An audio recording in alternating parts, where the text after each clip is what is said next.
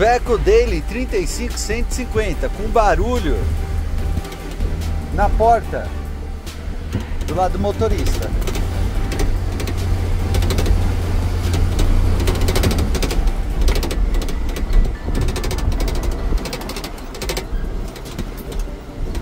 É bastante barulho.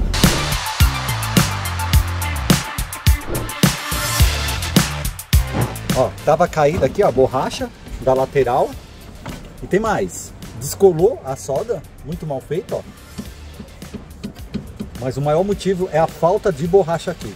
O que vamos fazer? Soldar aqui com uma MIG, pontilhar aqui e colocar a borracha. E quando for colocar a borracha, vamos passar um silicone para evitar soltar de novo. Esse é o real motivo do barulho da porta lá da esquerda.